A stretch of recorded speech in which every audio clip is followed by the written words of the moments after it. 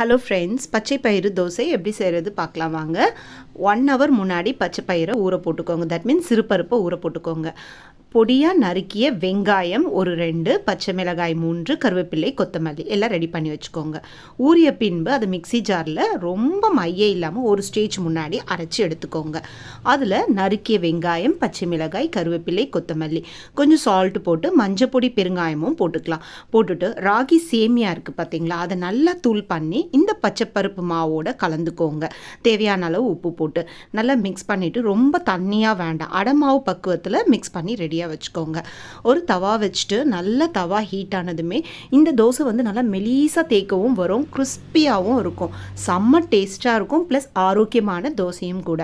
So திருப்பி போட்டிங்கன்னா இந்த மாதிரி நல்லா கிறிஸ்பாக ப்ரௌன் கலரில் 2 பக்கமும் வெந்த பிறகு எடுத்துட்டிங்கன்னா ரொம்பவே சூப்பரான பச்சை பயிறு தோசை ரெடி.